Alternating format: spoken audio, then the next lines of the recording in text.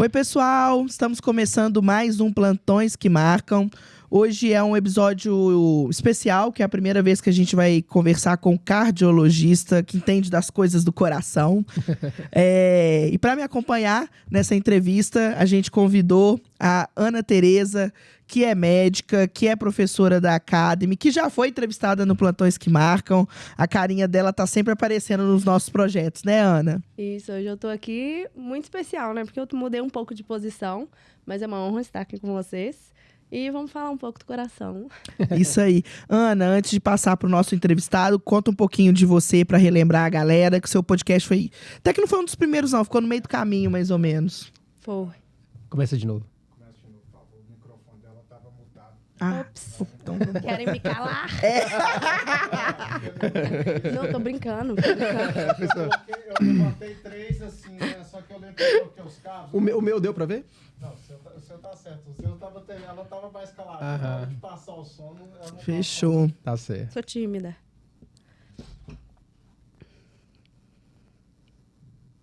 E vai dar um... Oi, pessoal. Estamos começando mais um episódio do Plantões que Marcam. Hoje nós vamos entrevistar um especialista que a gente não ouviu até hoje, vai ser a primeira vez, um cardiologista. E para me acompanhar, a gente tem a presença ilustre da Ana Tereza, que é médica, professora da Academy, já foi entrevistada. E ainda tem um outro plus, que é prima do Júlio, que eu conheço há 15 anos, mais ou menos, das baladas da vida. Meu Deus. É uma honra estar aqui hoje numa posição um pouco diferente, né? Entrevistar um cardiologista, que prazer estar aqui com você hoje e falar das coisas do coração. É isso aí. Doutor Erickson Bicalho, nosso entrevistado hoje, tudo bem? Tudo jóia. Tudo bom, Fernanda? Tudo ótimo. Ana Tereza. Conta pra gente um pouquinho da sua trajetória, como que você, sua formação e tudo mais. Tá, antes de tudo, gostaria de agradecer o convite. É muito especial para mim. E a minha história é o seguinte. Me chamo Erickson, né? Sou do interior de Minas. Morei muito tempo na cidade que chama Guanhães, sabe? Uma cidade do interior de Minas. Gostei muito da parte assim, médica, não de maneira direta, mas de maneira indireta. Como é que aconteceu? Eu sempre fui um aluno, até então, destaque assim, da turma. Sempre gostei de estudar. E, diferente da maioria das pessoas médicas, eu não tive aquela história romântica que meu pai me colocou um esteto no pescoço, eu fui lá, eu escutei a boneca da minha irmã e depois disso veio uma paixão enorme.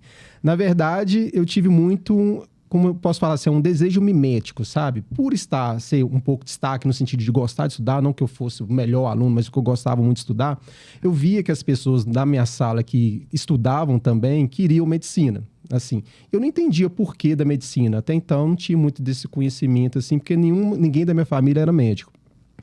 Aí, por esse desejo mimético de querer, de uma certa forma, copiar as pessoas, e outra coisa também que chamava muita atenção, e isso é uma coisa feia da parte médica, eu tinha um viés materialista. As pessoas, eu gosto muito de casa. E as pessoas que tinham a casa mais bonita lá da região eram os médicos. E eu escolhi medicina por isso, é algo feio, mas depois virou uma paixão. E depois de saber a importância da medicina, eu realmente aprendi a gostar. E estou aqui, depois já 14 anos de formado, trabalhando. Apesar de ser cardiologista, trabalho em unidade coronariana e também trabalho em pronto-socorro, que é a principal atividade que eu tenho, atendendo emergências. Você já tem a casa bonita? Ainda não. Mas vai conseguir, tenho certeza. É até uma questão assim que a gente tava até falando antes sobre a questão do imediatismo, né? Assim, eu moro em Belo Horizonte e hoje tem uma casa em Belo Horizonte. Bonita em Belo Horizonte. E desse tema, assim, que o pessoal fala, casa de médico, você tem que gastar uns milhões aí. Isso é verdade. Não, e a gente vê que o trajeto do médico é muito maior do que a gente imaginava que era, né? Parece muito mais difícil, muito mais distante daquela vida do médico mais velho, que tem tudo e é conhecido na cidade inteira, muito mais difícil, né? Exatamente, assim. Igual assim, a gente tem aquele termo que a gente gosta de falar sobre a questão da felicidade, que é uma diferença entre a sua perspectiva e a realidade, sabe? E a realidade do médico, na maioria das vezes, principalmente em capital, é uma realidade um pouco mais sofrida. As coisas aqui são mais caras, o custo de vida é mais caro.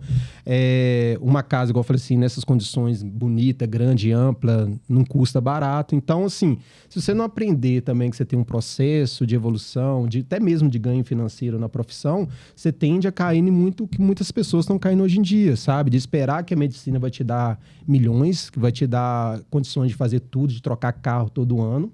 E a verdade não é essa. A perspectiva está muito acima do que é a realidade. Não que a realidade seja ruim. A realidade, como nós médicos, é ainda muito boa. Nós temos condições acima de grande parte da população. Eu sou extremamente feliz de poder, a partir da minha profissão, ter um ganho satisfatório que eu possa, por exemplo, ir no supermercado, não precisar olhar preço de tudo, sabe? Mas também eu também tenho que enxergar a realidade que eu não posso sair comprando um carro todo ano, que eu não posso comprar o apartamento de cobertura aqui na Savassi ou então Lourdes. E ao mesmo tempo, por entender essa realidade, eu não fico frustrado o tempo todo, assim. Mas ao mesmo tempo, assim, tem aquele sonho que, se Deus quiser, um dia vai se realizar. Com certeza. Eu acho que tem uma disparidade de expectativas, né? Ou uma projeção do que era a medicina no passado e do que é hoje em dia. Eu vejo os nossos usuários e até ouvintes aqui do podcast sempre muito aflitos com isso, porque forma-se com essa expectativa. Agora minha vida está resolvida.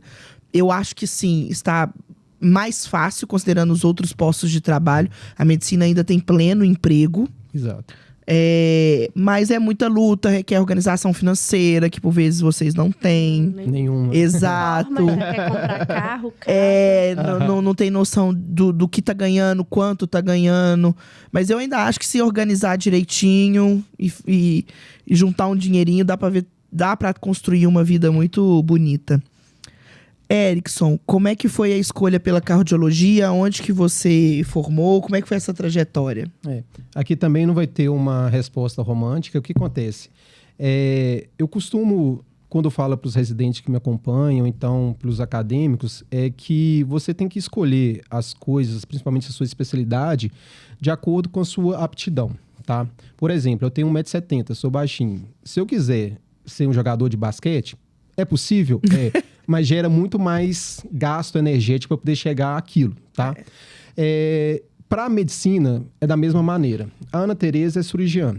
Para ser cirurgiã, na maioria das vezes, você precisa de gostar, por exemplo, gostar e ter tolerância de ficar, muitas vezes, 2, 3 horas em pé. Essa parte para mim é praticamente intolerante. Eu não consigo ficar 2 ou 3 horas seguidas em pé. Então, de uma certa forma, eu descartei cirurgia geral. Da mesma forma, eu não gosto muito de trabalho de ficar manuseando as coisas, consertando uma parede, uma luz que quebrou, consertando uma fechadura. Então, de uma certa forma, eu não gosto também de ortopedia, não gostava. Mas eu gostava de conversar, eu gostava de fazer uma análise assim, diagnóstica da situação, um diagnóstico preciso. E eu comecei, primeiro, descartando aquilo que eu não tinha aptidão, que eu não tinha inclinação, e passei a ter um olhar naquilo que eu era mais propenso a ser bom, tá? Uma dessas áreas foi a clínica médica. Então, eu formei, fiz 6 anos de faculdade, depois eu fiz 2 anos de clínica médica, tá? E clínica médica, costumo também brincar que geralmente é a escolha daquelas pessoas que não sabem muito bem o que quer, não sabem o que vai fazer. Não sei o que eu quero e tal, então vou tentar fazer uma clínica médica e depois eu penso novamente em uma segunda especialidade. Foi o que aconteceu comigo. Escolhi clínica médica. No final da clínica médica eu ainda estava em dúvida se eu queria reumato, se eu queria endócrino. E no final das contas eu acabei escolhendo cardiologia pela possibilidade de campo de trabalho. A cardiologia me oferece uma possibilidade ampla de trabalho. Eu posso trabalhar como emergencista, apesar que hoje tem uma especialidade só de emergencista.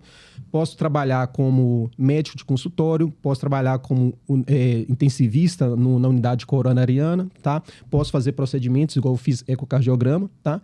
Então, a minha escolha na cardiologia foi muito mais voltado para inclinação minha, pessoal. E hoje eu sou muito feliz, porque eu consigo, igual eu trabalho com emergência grande parte do tempo, eu consigo juntar todo esse campo meu de aprendizado para poder atuar diretamente com o paciente grave. Igual eu fiz ecocardiograma e durante 2 anos trabalhei com ecocardiografia, sabe? Comprei um aparelho, depois vendi.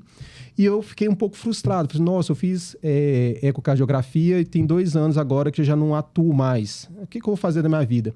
E foi no mesmo intervalo que começou hoje ter um POCUS, que é um ultrassom beira-leito, sabe? Que é uma revolução na medicina, sabe? É como se fosse o 5º pilar do exame físico. É praticamente, como eu posso falar assim, má conduta você atender um paciente grave sem saber um pouco sobre POCUS hoje em dia. Então veio a calhar essa minha formação em ecocardiografia, em cardiologia, que também são as principais doenças que chegam na sala de emergência para poder tratar. E no final deu tudo certo, graças a Deus. E a gente falando até dessa questão da expectativa, você dentro da cardiologia, o que você achou? Né? Mercado de trabalho hoje está saturado, querendo ou não, Belo Horizonte é um centro que tem muito médico, tem muito profissional, mas ao mesmo tempo tem todas essas áreas para atuar. O que você acha para o pessoal que está formando, que gosta de cardiologia? Olha, mercado está saturado. Esses dias uma acadêmica lá das Ciências Médicas me perguntou: eu estou desanimado de fazer cardiologia porque todos os meus professores estão me desanimando. Eu falei assim, mas não é assim que você escolhe uma profissão. Você escolhe uma profissão de acordo com a sua aptidão. Tá? Você gosta de cardiologia, é uma coisa que você está querendo fazer e não vai fazer por causa da questão da saturação, por causa da questão financeira, porque se você for olhar a vida pelo viés somente pelo dinheiro, você tem um grande risco de cair numa armadilha na vida mesmo. Porque vão se passar 10 anos, igual eu passei já 10 anos da minha vida, que as suas escolhas lá, do início lá, vão pesar naquilo que você vai estar vivendo depois de 10 anos. Se você for, por exemplo, você quer cirurgia plástica, né? Cirurgia plástica hoje em dia é conhecido como uma das especialidades que ganham muito bem, né? Agora, se eu tivesse essa escolha baseada somente na questão financeira, eu com certeza talvez estaria muito bem financeiramente, estaria com a minha cobertura ali na Savassi, em Lourdes, mas poderia estar totalmente frustrado na minha profissão. Então, o que vale é isso, sabe? É pensar que as coisas é ao longo prazo. Não tem satisfação melhor do que você estar ali na sala de emergência, chegar um paciente grave para você e você ter totalmente confiança de poder conduzir aquele caso. Isso é uma gratificação muito maior que qualquer outro dinheiro possa dar para uma pessoa. Essa questão do bem acima do dinheiro tem que ficar um pouco assim apegado. A pessoa tem que se apegar a isso, porque isso não pode gerar realmente a frustração. E hoje eu não arrependo nenhum momento da minha escolha e faria novamente 1000 vezes e espero aí ter mais 20, 30 anos de profissão. E eu acho que você se destaca quando você faz algo que você gosta, que você se dedica àquilo, você vai ser bom. Então você vai se destacar por ser bom. E vai ser algo mais fácil de se fazer. Você não vai estar se esforçando muito, além do normal, para conseguir aquilo. Porque é algo que você gosta, é natural. Exatamente. Se você for parar pra pensar, a gente passa mais tempo da nossa vida trabalhando do que vivendo com os nossos familiares, com as pessoas que a gente gosta. Então a gente tem que gostar de trabalhar. E eu acho que é isso. Não fazer a escolha por dinheiro, não. Mas, óbvio, é como se fosse o equilíbrio. Eu tenho que ganhar dinheiro, que eu tenho que viver. Mas tem que ser uma coisa que dá prazer. E uma coisa que está muito em alta, que foi matéria até do Jornal Nacional, que fizeram, a USP, né, fez uma pesquisa bem abrangente de como que está a distribuição de médicos no país. E se viu, obviamente, que está muito concentrado em grandes cidades, principalmente Sudeste. Isso leva a crer que tem oportunidade fora dos grandes centros. Então, às vezes, assim, cara, eu sou apaixonado com cardiologia. Talvez eu vou entrar no mercado saturado aqui na minha cidade grande. Mas eu posso ser um excelente cardiologista na cidade do lado, indo para outros lugares. O Brasil é cheio de cidade litorânea, eu amo praia. Se eu fosse médica, com certeza eu ia trabalhar no postinho de saúde de Fernando de Noronha. De Jericoacoara, enfim, tem tantos lugares que o médico pode explorar. E eu acho necessário até para ter uma distribuição melhor da saúde brasileira. Então, às vezes, o mercado está saturado nos grandes centros, mas ainda tem espaço nesse Brasilzão nosso aí. Eu vou fazer uma propaganda da cardiologia. Igual a mim. Deu exemplo que tem um campo extenso de trabalho. Hoje eu trabalho na sala de emergência, na unidade coronariana, tá? Hoje eu vou ter o 3º filho, tá? E cuidar de filho numa cidade grande é muito mais desafiador. E, de uma certa forma, eu tenho comigo assim, eu sou eu e as minhas circunstâncias, sabe? Se a minha circunstância pediu que eu ficasse aqui em Belo Horizonte, eu vou ficar e vou fazer o melhor que eu posso aqui. Agora, minha circunstância está mudando, então, minha circunstância é diferente, eu vou poder mudar a forma de trabalho, se eu precisar disso. Sim. Por exemplo, eu posso ir agora para o interior, abrir um consultório e começar atendendo a ponto, assim, de estar numa cidade menor, de ter, talvez, uma capacidade, assim, de retorno financeiro um pouco melhor e, ao mesmo tempo, não sair daquilo com que eu me propus a formar, que no caso seria cardiologista. Então, fiz ecocardiograma, vou atender no consultório fazendo ecocardiografia, fazendo a clínica médica também, que eu sou clínico médico, e a cardiologia, entendeu? Então, assim, quem quiser fazer cardiologia, igual se assim, o campo é amplo, tem várias cidades em volta, cidades do interior, que ainda há muito espaço, então não tem por que desanimar, não tem por que sair daquela coisa que você tem aptidão, aquilo que você gosta, porque um professor ou outro está mal inserido no mercado, está insatisfeito, sabe? Exato. E os professores, né, eles têm uma capacidade de influência muito grande em cima da gente. E às vezes erram um pouco a mão, né, de desencorajar.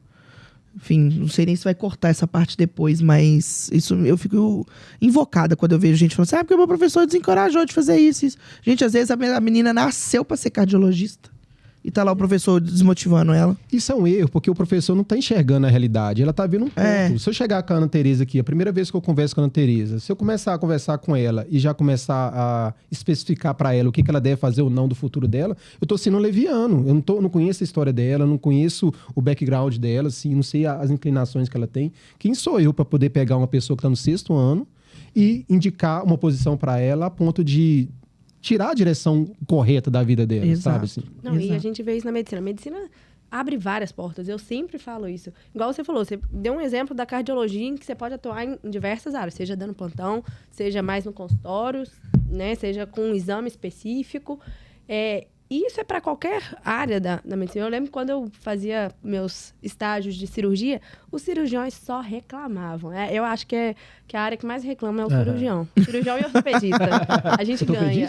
Nossa, são o que eles falam, os mais estressados e os mais reclamudos. E é isso.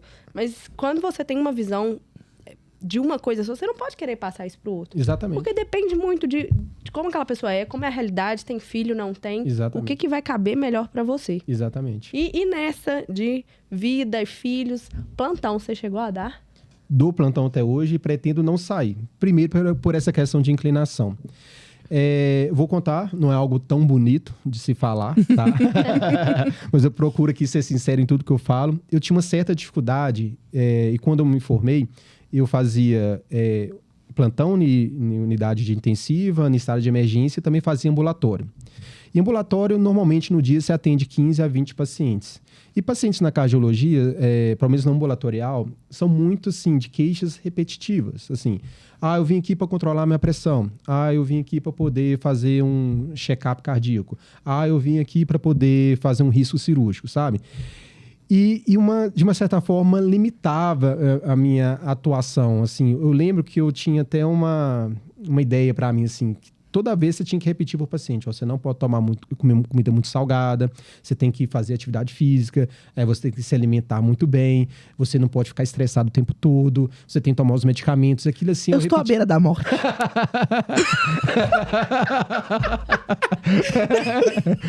Não pode fazer, check. E é engraçado, assim, que ela tá rindo aqui, mas ela sabe desde o início que ela não podia fazer essas coisas. De uma certa forma, o paciente, eu não sei, ele nega isso e acaba não fazendo. Só que eu tinha que repetir tantas vezes que aquilo no final do dia me cansa muito mais que um plantão. Eu chego de um plantão, dou plantão, entre aspas, salvo vidas, chego em casa, tô lá com a minha família, não tem mais nenhum problema poder levar, sabe? Assim, e foram situações que não foram repetitivas. Cada paciente é um mundo diferente, sabe? Assim, principalmente na emergência. Você tem que ser, de uma certa maneira, assim, gerir pessoas, você tem que ser gestor de situações conflituosas, você tem que ter habilidade de conversa, você tem que saber ouvir, sabe? Você tem que ter um raciocínio clínico muito apurado. Dinâmico. É muito dinâmico, sabe? Assim, coisa que você nem sempre tem dentro do consultório. Então, há um mito, isso é um mito, que plantão cansa, sabe? Mas vai muito do perfil da pessoa. Um plantão, para mim, é muito mais tranquilo, muito mais prazeroso e menos cansativo do que estar preso no consultório, igual aqui, com ar-condicionado, com o mesmo ambiente, sempre durante 300 dias ao longo do ano, tá?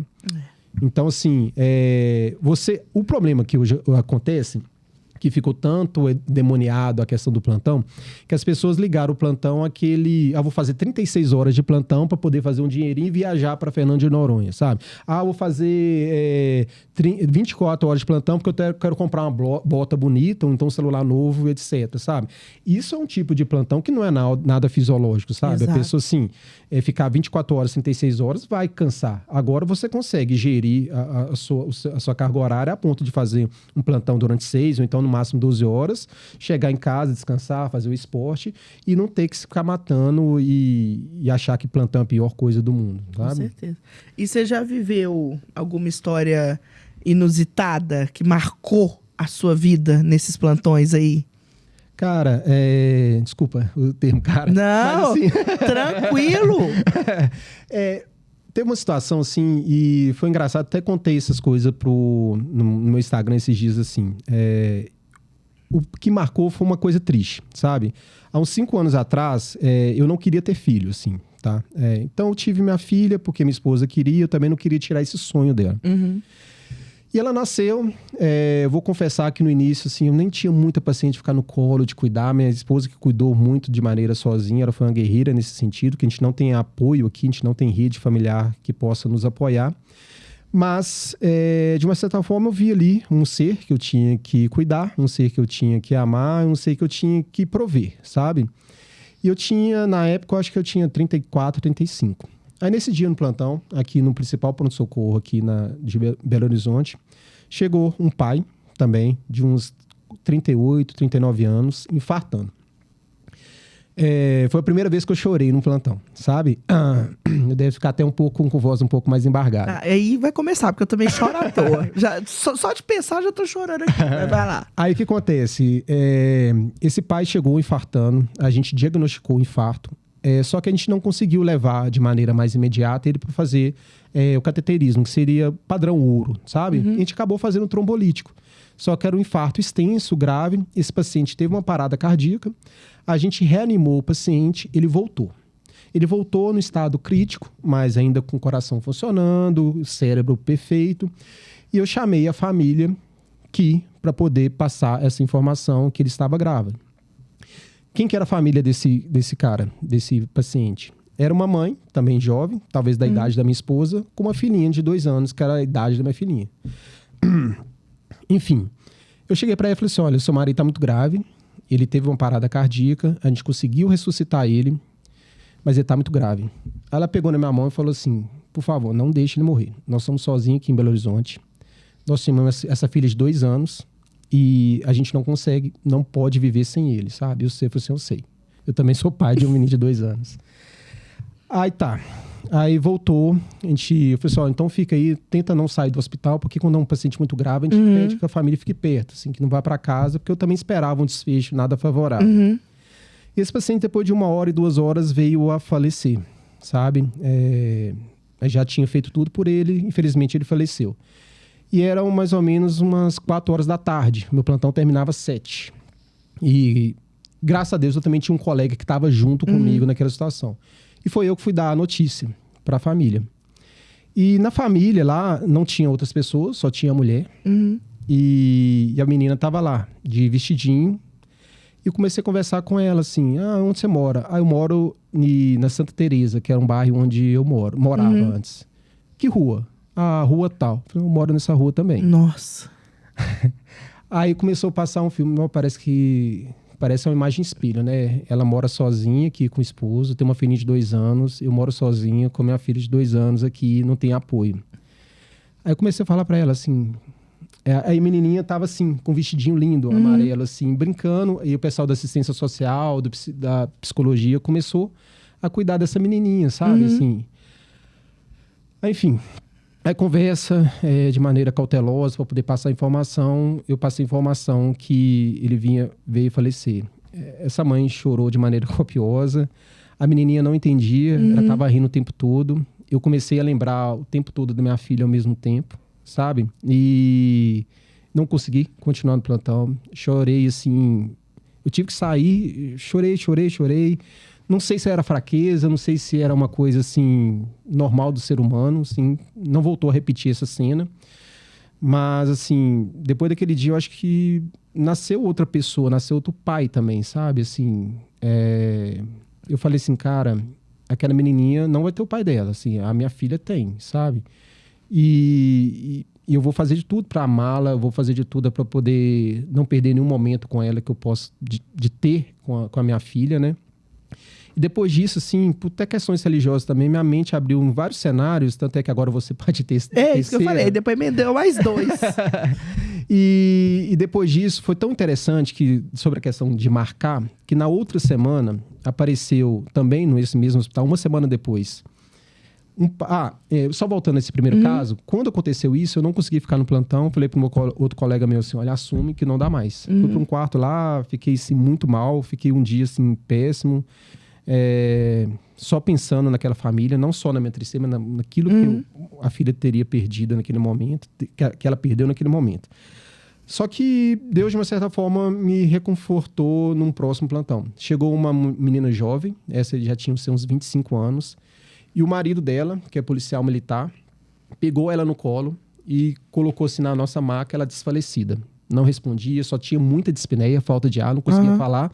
A pressão dela não era audível, você não conseguia ver qual que era a pressão do paciente. E ela tinha feito, há um mês atrás, uma cirurgia plástica. Ela tinha colocado uma prótese. Só que ela chegou tão instável, assim, à beira da morte, que eu falei assim, vai ser outra vez que eu vou dar essa notícia. E eu comecei meio que tremer, assim. Nossa, eu vou perder outra paciente jovem aqui, vou ter que dar outra notícia de morte. O que vai ser isso, sabe? Enfim, aí eu estava lá, falei assim, olha, eu vou ter que manter a calma, eu vou ter que manter a serenidade, porque eu não posso perdê-la, outro paciente jovem no meu plantão. E ele tinha até por ser policial militar, ele tinha até o plano de saúde do hospital da Polícia Militar. Mas acho que Deus quis que essa paciente chegasse ali para mim, porque eu faço, por ter feito o ecocardiograma, eu tenho muita habilidade no POCUS, que é o ultrassom beira-leito. Então, essa paciente chegou pra gente muito grave, tá? E eu falei assim, tem um mês que essa paciente fez uma cirurgia plástica, então talvez seja uma embolia pulmonar, tá? Ao mesmo tempo, por ela estar tão instável, eu não conseguiria mandar ela na tomografia para poder fazer o exame de confirmatório, que é uma angiotomografia para confirmar que o trombo está além da artéria. Então, fui lá, passei o ultrassom nela e vi que o ventrículo direito dela estava grande, dilatado e não batia de maneira adequada. Então, eu fiz um diagnóstico presuntivo de embolia pulmonar. Só que, ao mesmo tempo, ela estava tão grave, assim, ela não tinha acesso, porque ela estava mal perfundida, estava fria, cadavérica quase, sabe? Não conseguia falar pela dispneia e, ao mesmo tempo, ela não tinha acesso. Eu sou muito amigo do pessoal do João 23, o pessoal que trabalha comigo, eu chamei o pessoal da cirurgia. Olha, eu não estou conseguindo pegar acesso, o pessoal da cirurgia não conseguia pegar acesso. A gente vai precisar de secar uma veia nessa paciente para a gente poder fazer um trombolítico nesse paciente. Trombolítico é um medicamento para dissolver o trombo. Aí, um cirurgião vascular foi lá, dissecou uma veia do paciente que ela era incapaz de ter pego acesso nela. Ele dissecou. Ao mesmo tempo, várias pessoas estavam em volta, porque no hospital, hoje em dia, tem muito acadêmico, e tinha um professor lá. E eu lembro desse professor falando para mim, você não vai entubar esse paciente, não? Eu falei assim, se eu entubar ela aqui agora, ela instável desse jeito, ela vai morrer, tá? Eu falei assim, primeiro eu vou ter que pegar um acesso, primeiro eu tenho que garantir um acesso, eu tenho que garantir no mínimo capacidade dessa paciente ter uma perfusão, uma capacidade hemodinâmica estável para conseguir entubar. Porque, igual a gente estava falando, não basta só ensinar a pessoa a entubar. Tem que ensinar ela a entubar em condições favoráveis. Essa que é a parte difícil da medicina, que nem sempre você consegue ensinar. Você precisa ter uma vivência que você vai adquirir talvez na residência. Então, eu estabilizei o paciente o mínimo possível, fui lá, entubei, tá? Com a condição mais favorável possível. Ela conseguiu, quase parou na intubação, tá? E eu fiz o trombolítico. Depois do trombolítico, ela começou a recuperar. Foi tão engraçado que os exames, depois que ela teve essa piora, chegaram com um nível de creatinina de 7. Creatinina normal até 1,2. Ela estava com insuficiência renal gravíssima, ela estava com uma acidose metabólica importantíssima, pH de 7,01. Quem for da área médica sabe a gravidade disso. Potássio estava de 6,8, lactato estava de 14. E a gente começou a fazer tudo isso, e o meu colega de plantão era nefrologista, sabe? E eu tava no cenário, assim, que ele falou assim, olha, infelizmente, assim, agora ou faz diálise ou também ela não sobrevive. E eu não sei o que aconteceu, que ele conseguiu pegar um acesso lá de catéter de diálise, começou a fazer a diálise no paciente, no cenário mais drástico possível, e por milagre ela sobreviveu, sabe? Uma semana depois, sabe? Isso me fez reviver a questão, assim, do amor pela medicina, assim. Porque antes eu tinha ficado assim, meu Deus do céu, será que eu não sou capaz? Será que eu não sou capaz? Acabei de perder um paciente jovem. Como é que vai ser a minha dinâmica de atendimento a partir de agora? E esse paciente ficou muito conhecido lá, porque depois ela ficou um mês internada no CTI e teve alta para casa, sabe? Um paciente de 26 anos, chegou moribunda, sabe? Para morrer e saiu viva, sabe? Assim, então, contrabalanceou um pouquinho aquela experiência muito negativa que eu tinha vivido. E você falou, antes de começar, que não gostava de adrenalina. Se isso não for adrenalina... mas não. assim, é porque é um estresse pontual. A gente não tem paciente Sim. grave 24 horas, assim. Mas assim, eu Mas- gosto desse tipo de adrenalina, desse tipo de intervenção. e que evidencia, primeiro, ao nível psicológico que os médicos estão expostos o tempo todo, assim. Porque é a vida que vocês tratam e salvam, e tentam salvar a todo tempo, e quando não salvam, se cobram também, ficam mal.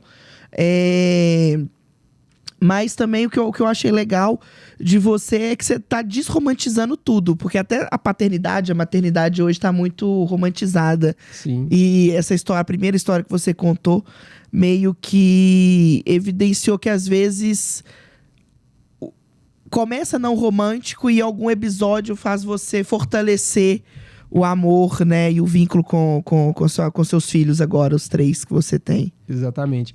Não sei se... Vou contar um segredo para vocês, assim. Eu tenho igual 12, 13 anos de formação. No 5º, 6º ano de formação, eu não cheguei a entrar em burnout, nem tive, assim, depressão, mas eu cheguei no momento, assim, de querer largar a medicina, sabe? Não gostava da medicina. E eu, de uma certa forma, me equiparava bastante com os outros profissionais, assim. E aqui em Belo Horizonte tem muita gente boa. Tem muita gente muito boa. E de uma certa forma, assim, por mais que eu tive um certo destaque na formação lá no ensino médio, eu comecei a meio que falar assim, nossa, vou ter que me esforçar bastante para poder me destacar aqui, sabe? Só que é um destaque, até então, voltado muito pro meu ego, sabe? Assim, eu quero ser um destaque profissional. Destaque isso. Eu falei assim, cara, isso tá um pouco vazio. E aquilo foi me trazendo um vazio no peito muito grande, a ponto de falar assim, não gosto mais disso não, sabe? Só que nesse intervalo, eu sou um pouco religioso, eu conheci um santo da Igreja Católica, chama São José Maria Escrivá, que ele fala o seguinte, faz o que deves, estás no que... não, como fala? Eu até anotei aqui. A frase é o seguinte, faz o que deves, estás no que fazes. O que é? É você falar assim, olha, eu vou sair hoje, igual a gente vai vir aqui fazer um podcast. Cara, eu tô cansado, eu tenho outros problemas no trabalho para poder resolver... Vou conversar com um médico, com outra médica. Nossa, até quando vai ser isso? Até para eu poder conseguir me explodir e ter aquele destaque tudo. Tá cansativo, tá chato. Só que se você viver com essa perspectiva, com esse pensamento, quando vai ser, quando vai chegar, você sai um pouco da sua realidade e começa a viver um mundo fantasioso que pode te gerar e te levar para um mundo meio Um limbo sombrio, exatamente. E a partir dessa meditação todo dia, nessa frase, tipo assim, faz o que você deve fazer. O que você deve fazer? Você tem que ser um bom médico. E para que você precisa ser bom médico? Você precisa estudar. Estuda, se capacita, porque você precisa, o paciente vai chegar para você, ele precisa de você, sabe? Você tem que resolver a vida desse paciente. Então, mentalizando é como se fosse um mindfulness, sabe? Assim, você tem que concentrar naquilo ali, sabe? E parar de se perder em devaneios, sabe? A partir daquele momento ali, aquilo meio que vira uma mágica, sabe? Assim, as coisas começam a fazer sentido, a sua vida começa a entrar num plum, a ponto de falar assim, não... É isso, a minha circunstância é essa, a minha situação é essa, é isso que eu vou fazer da melhor maneira possível, sabe? Então, assim, é uma dica que eu tenho também para poder lembrar dessa frase assim e colocar em prática. Viveu hoje na sua plenitude. Na sua plenitude, E eu exatamente. acho que isso que você falou, a gente fica buscando muito no externo. Exato. E isso tem muito da pessoa mais nova também, que a gente tá falando de imediatismo. Então, a gente tá buscando essa aprovação externa. E Exato. a gente esquece o objetivo primeiro, que era a medicina, que era você estar lá ajudando a mulher. E até o pai, que não foi naquele momento não foi o suficiente, mas não pelo que você não fez ou pelo Exato. que você não tentou. E eu acho que isso a gente a gente toma consciência disso depois de um tempo de trabalho. A gente vai amadurecendo tudo isso também. Então, eu acho que até meter a cara nesses plantões e tudo mais, eu acho que é cansativo por causa disso. Tudo que você absorve, mas a partir daí a gente adquire uma maturidade também e vê que não é a aprovação externa que vai Exatamente. fazer a gente crescer, que vai fazer a gente destacar. Exatamente. É esses aprendizados que a gente tem todo dia e lembrar do porquê que a gente começou a fazer Exatamente. isso tudo. Exatamente. Por que você É a entrou? questão do, assim, o que acontece? Eu sempre brinco, assim, com as pessoas. Olha, tente sempre escrever o porquê que você está tomando determinada atitude, assim. Dá um exemplo, igual o seu sonho é ser cirurgião plástico. Escreva hoje, assim, eu quero ser cirurgião plástico porque eu quero um consultório bem chique, legal, aí eu quero atender uma pessoa assim que eu posso transformar a face daquela pessoa, eu posso trazer novamente a autoestima daquela pessoa. Escreva lá, tá? Porque daqui 10 anos vão começar a aparecer alguns percalços, sabe? Você vai esquecer desse sonho seu, você vai esquecer por que você escolheu aquilo e a sua vida vai começar, por que eu tô aqui? Esse tempo tá monótono, tal. Não, mas você teve um porquê, você teve uma racionalidade que fez você chegar até aqui. Não foram escolhas vãs que apareceu, vou escolher, tá? Da mesma forma você tá aqui hoje, entendeu? Assim, você pode ter certeza, assim, você fez direito, né? Agora tá mais pelo ramo do empreendedorismo. Por mais que você fale assim, nossa, parece que eu saio muito do direito, né? Mas existe um porquê, sabe? Hoje mesmo eu tava fazendo um contratinho lá pra Carry On. Saí nada. Tá agarrado em mim. Eu falo assim, algumas pessoas podem se frustrar. Não, mas assim, sempre existe uma coisa que você consegue puxar o fio da meada. Por que você tomou aquela atitude? Onde que chegou até aqui, sabe? Pra você não chegar no momento e falar assim, minha vida não tem sentido. Aí quando você entra nessa frase que eu falei, você fala assim, eu vou fazer o que eu devo fazer. Eu escolhi estar aqui hoje. Eu vou fazer a melhor maneira possível. E eu coloquei isso na tela do meu celular uma vez, eu coloquei. Quando tiver dúvida, lembra por que você começou. Exatamente. Lembra por que você tá aqui. Isso é no dia a dia, é igual isso. A correria, a gente começa uma coisa a outra e esquece o porquê. Exatamente.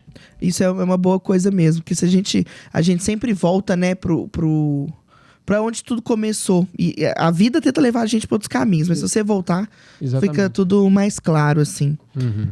E Erickson, como é que tá a saúde do coração dos brasileiros? Posso falar, assim, que tá péssimo. Eu vou dar um exemplo, assim. Eu, por exemplo, tenho 37 anos, eu sei o que eu devo fazer para poder ter uma saúde em dia. E eu sei que a coisa que tem maior chance de me levar a uma morte é um infarto agudo do miocárdio. Nos últimos 2 meses, eu atendi 3. Um era até médico. Um médico de 40 anos que infartou. Atendi um conterrâneo meu da minha cidade. Também ele tinha 38 anos de infarto agudo do miocárdio, sabe? Eu não sei o que está acontecendo epidemiologicamente, que está havendo, que está tendo uma queda na faixa etária de pessoas que estão tendo um risco cardiovascular aumentado. E eu estou dentro desse, talvez entrando nessa faixa de risco. E eu tenho 2 anos que eu não malho, tem 2 anos que eu não faço atividade física, tem 2 anos que eu me alimento de maneira precária. Então, se eu, de uma certa forma, tenho toda essa vivência, esse conhecimento do risco que esse estilo de vida pode me levar, estou fazendo tudo errado, eu já faço uma analogia à grande maioria da população, que infelizmente, às vezes não tem um acesso à academia igual eu tenho, não tem acesso a ter alimentação mais saudável igual eu tenho, não tem tempo, que às vezes tem que pegar 2, 3 horas de ônibus para poder chegar no trabalho e voltar, sabe? Alimentação nem sempre é mais adequada nesse nível, com muita quantidade de sódio, então eu imagino que não está boa e a gente enxerga todo dia isso no pronto-socorro. Com certeza. E vou deixar para Ana Lafetá fazer essa pergunta em relação à qualidade dos profissionais que não é nem culpa deles, mas estão se aventurando aí nos pronto-socorros da vida. Não, eu ia falar isso, que nós médicos somos os piores, né? A gente é bom em falar o que fazer, mas na hora de fazer é um pouco mais difícil. Mas... E como que você tá vendo, assim... Na verdade, o cenário da medicina mudou muito, né? Cresceu muito a quantidade de médicos. A gente estava falando, inclusive... aqui nessa região sudeste, há muitos médicos, mas no restante está com uma certa dificuldade. Como é que você está enxergando esse aumento dos médicos, o aumento da faculdade de medicina? Querendo ou não, são esses recém-formados que estão indo para os pronto-socorros também. Como que tem sido isso? Esse cenário, como é que você enxerga isso tudo? Ainda mais cardiologicamente falando, era o meu maior medo, assim, que eu formei, de pegar essas emergências. E é a gente que está na frente da UPA, né? Aqui vai entrar a polêmica, né? Talvez vão até cortar esse vídeo aqui, essa parte do podcast, mas é o seguinte, eu vejo com uma certa preocupação, por quê? E é polêmico isso que eu vou falar. Quando eu fiz vestibular, e normalmente existia uma certa dificuldade de passar. Então, existia uma certa seleção, assim, a ponto de capacidade técnica mesmo, da pessoa que está mais lá capaz de ficar estudando por mais tempo, de ter atenção no estudo e absorver o estudo. E, de uma certa forma, existia uma certa barreira. Hoje em dia, não tem mais. Assim, a gente tem que ser sincero em relação a isso. São muitas faculdades. As faculdades, a maioria das vezes, não tem um preço baixo. É 12 mil reais, 13 mil reais. Acho que é mais barato que eu já ouvi falar, de 8 mil reais. Passam muitas pessoas que estudam, a grande maioria são pessoas que estudam, a grande maioria são de pessoas que buscam saber da importância de ser médico, da importância de se capacitarem, mas passam aqueles que não teriam condições, talvez, de estar fazendo faculdade, talvez façam isso e estejam habilitados no final do curso. Mas muitas vezes estão entrando pessoas não capacitadas, pessoas que não levam a sério o curso e no final formam nessas circunstâncias. Porque também não há muita barreira para formar hoje em dia. Você consegue, da mesma forma que você entrou, você sair. Infelizmente, não sei se você concorda isso comigo. Você pode... Concorda. Não sei, é polêmico. Mas, enfim, uma vez que você saiu, tem como você também diminuir essas arestas e, de uma certa forma, tem que haver algum tipo de forma de como é que eu posso falar? De atenção dos órgãos assim, governamentais em relação a isso, porque as pessoas estão ficando em risco. Exato. Semana passada eu atendi um paciente, a Ana, é médica, vai saber. O paciente tinha 65 anos, não, 70 anos, hipertenso, diabético, dislipidemia, com uma dor torácica típica, tá? Com sudorese, e sudorese, pra gente estar infartando assim, é quase um... Aqui, ó, me dá o diagnóstico aqui de infarto, é o diagnóstico de infarto, sabe? O médico simplesmente atendeu, passou uma dipirona, o paciente falou assim, melhorei um pouquinho. Aí ele mandou para outro setor, não fez um eletrocardiograma desse paciente, sabe? E depois o paciente voltou, ele já estava infartado, voltou com um infarto do miocárdico extenso na parede anterior, na principal parede do coração, já em choque cardiogênico, sabe? Ou seja, estava chocado. A gente teve que levar ele para a sala de hemodinâmica de maneira mais rápido, mas tempo é músculo, então ele perdeu muito músculo, assim. E era um profissional, assim, tinha 2, 3 anos de formação e eu vejo, assim, que tá se repetindo cada vez mais histórias igual a essas. Já existia, eu acho que está piorando. Tá. Eu acho que tem que ter uma atenção, como você bem falou, do poder público para isso, Eu sei que tem uma série de fatores econômicos, mas tem que ter um cuidado para colocar profissionais mais capacitados nesses postos de trabalho e cuidar também da formação dos novos médicos. Não é nem puxando sardinha pra gente, não. Mas também buscar educação complementar. Tem várias plataformas, vários cursos, vários especialistas que dão aula para ajudar o profissional a ter mais capacidade mesmo de enfrentar esses desafios. Porque são N casos que a gente vê por aí de pessoas que poderiam ter a vida salva se tivessem pegado você, por exemplo, se tivesse pegado a Ana num plantão, mas infelizmente não pegou. Isso coloca em risco não só o paciente, mas o médico também. Porque depois ele pode ser processado, pode ficar traumatizado. Então eu vejo que o risco está dos dois lados. Do profissional que está sendo colocado em situações que ele não deveria estar e dos pacientes que precisam de profissionais mais qualificados. Você sabe qual que é a terceira principal causa de morte nos Estados Unidos? Cardiológica. Não. Não? Iatrogenia, sabe? E os médicos. Sabe? Igual, nem sempre a gente consegue mostrar qual que foi a cadeia que desencadeou a morte do paciente. Assim, nem sempre a gente consegue fazer.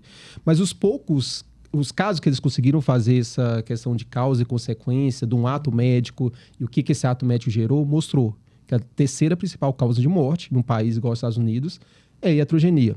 Se fazer essa pesquisa aqui, então... E é até um pouco difícil.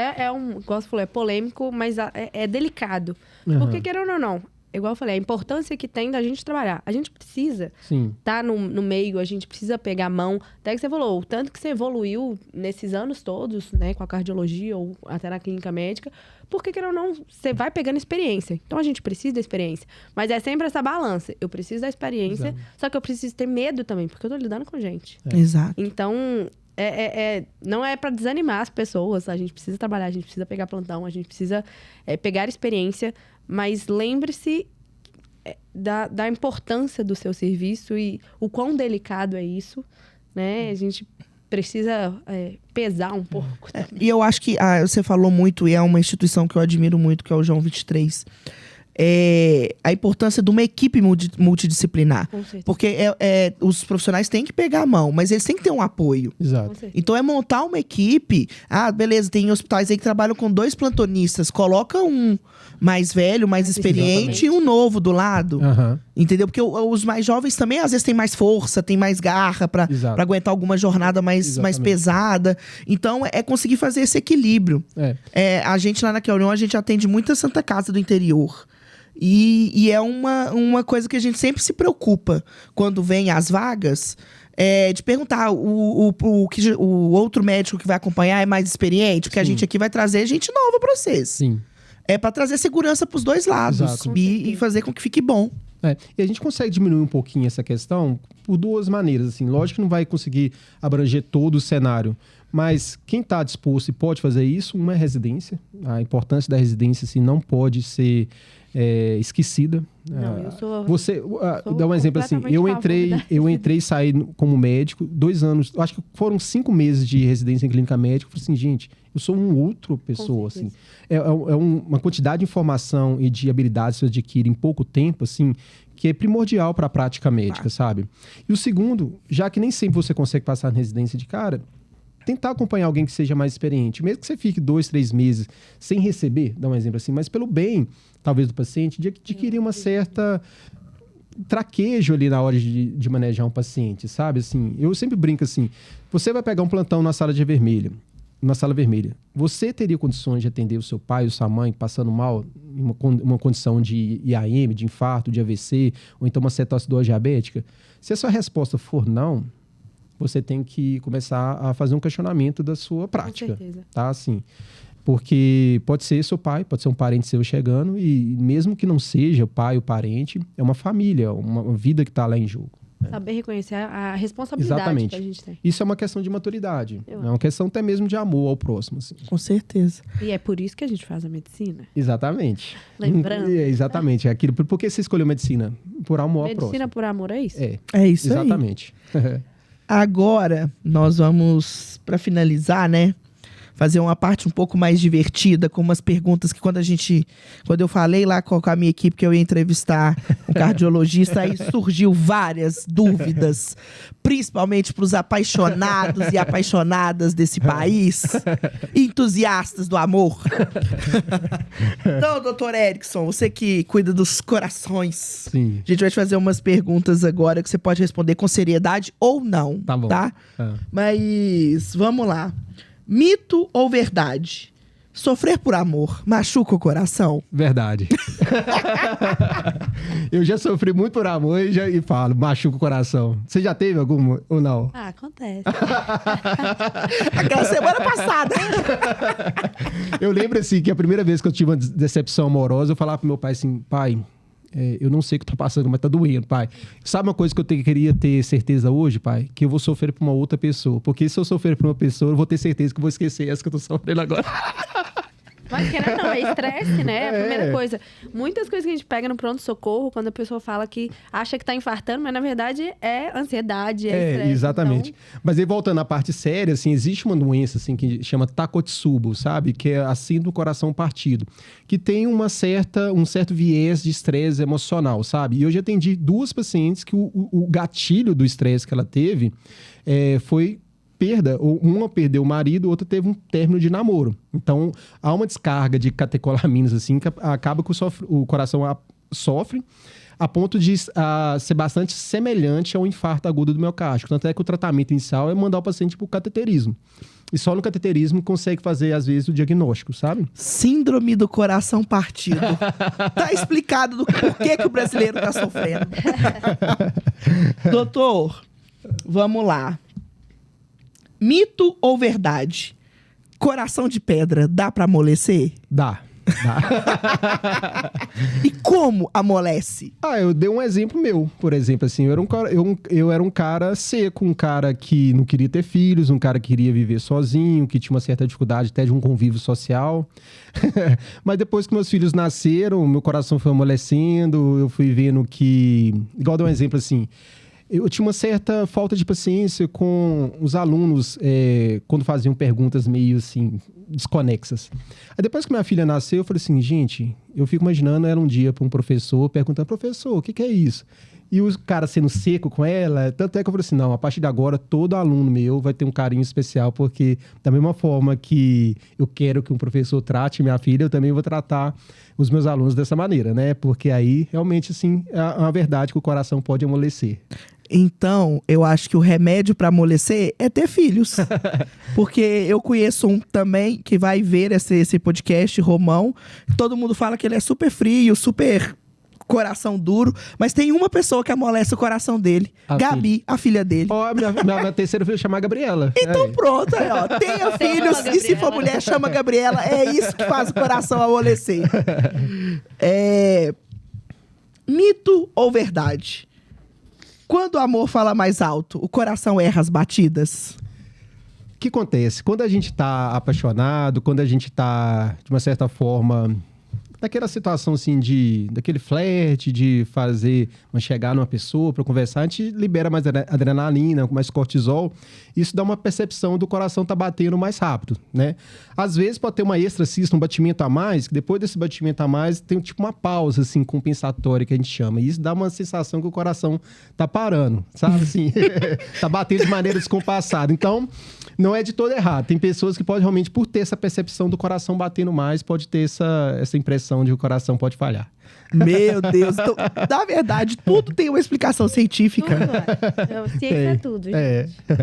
Doutor, quando a gente está apaixonado, liberamos quais hormônios e quais as influências no nosso coração? Algumas você já até respondeu. Assim, tem três processos, né? 3 etapas. Tem aquela etapa inicial que você olhou uma pessoa ali, falou, que a pessoa é bacana e tudo. Essa parte, normalmente, você libera dopamina, assim. Você fala assim, olha, a molécula da motivação, sabe? Eu tenho que estar motivado, eu tenho que estar atento àquilo para poder chegar naquela pessoa, falar bem com ela e usar a tática certinho que eu vou fazer com que aquela pessoa se apaixone por mim, por exemplo. Aí você está liberando naquele momento dopamina.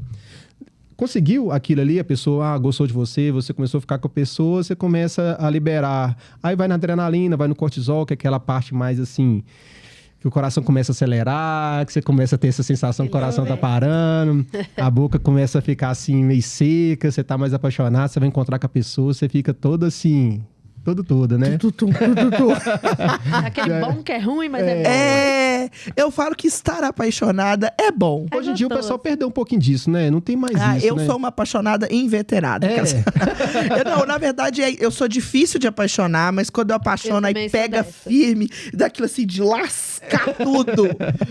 O que eu vejo hoje é que as pessoas estão confundindo interesse por paixão. Isso. Aí passa um menino aí, achei bonitinho, tô apaixonado. Isso não é não. É porque a paixão vem muito dessa questão da dopamina que eu falei. Dopamina é o seguinte, aquele é o hormônio da motivação. Quando você vê uma coisa nova, igual você fala assim, eu hoje fui pra Gramado esse final de semana. Vou lá pra Gramado, nossa, que lugar bonito, que só de casa igual germânica, italiana, e tu vou mudar pra cá. Mas depois quando você muda lá, aquele pico de dopamina que você tinha vai começar abaixando, a ponto das coisas não começarem a fazer mais efeito na sua mente, sabe? Aí você começa a perder aquela motivação, aquele amor por aquele lugar ali, sabe? Aí... Por isso, porque é essa dopamina que é o hormônio da motivação. E ela não é estável o tempo todo, ela é transitória, entendeu? E o último processo que tem é da serotonina, sabe? Você tem aquele momento assim de estresse, que você vai correr atrás da pessoa lá e você começa a liberar adrenalina, cortisol, fica mais ansioso. E quando conquista a serotonina, tem a ocitocina também, que é o hormônio que começa a fazer uma ligação entre as pessoas em termos de afetividade, sabe? Então tem muito hormônio envolvido aí. Essa parte do flerte, da paixão, é a que eu acho mais legal. Do início dos relacionamentos, assim, de conquistar, de ficar aqui, ai meu Deus, será que a pessoa também tá afim de mim? Mas você sabe que o vício vem um pouquinho disso? Se tá apaixonado, vem um pouquinho dessa questão do vício, sabe? Sim. Igual uma pessoa assim que começa a usar drogas, por exemplo, outro assunto polêmico. A primeira vez que ela usa um pouquinho ali, liberou dopamina, tem uma motivação para usar aquilo ali, liberou adrenalina, cortisol, tá? passou, sabe? Só que a cada momento, os receptores de dopamina vão mudando um pouquinho a sua regulação. Então, você vai precisando cada vez mais buscando mais, entendeu? Então, essa ideia, assim, por que você gosta de estar apaixonado? Porque você está liberando muita dopamina ali, você está motivado e tudo. Depois, quando você chega e tá com a pessoa, por isso que, assim, que uma das coisas mais difíceis de manter é um casamento. Eu tenho 14 anos de casado com a minha esposa. Já não é mais esse prazer, essa motivação que tá tomando conta. O que tá tomando conta é a questão da razão, sabe? Assim, não é mais a emoção. Então, é uma coisa que tá fora, talvez até um pouquinho da parte acima disso. Vamos supor, eu mesmo, assim, tô casado porque, assim, olha, eu tenho que estar casado com a esposa que eu quero estar com ele até o final, por causa dos meus filhos, por exemplo, assim. É uma coisa que tá além da parte biológica. Você entendeu um pouco? Sim. Então, não é jamais uma substância química que tá me mantendo naquele casamento. É uma coisa racional, de eu ter entendido que, para os meus filhos, e também para ele e para mim, é uma coisa importante estar até o final da minha vida casado com ela, entendeu? Então, eu poderia dizer que a paixão é coração, o amor é o cérebro. Exato. Pode falar um pouco disso.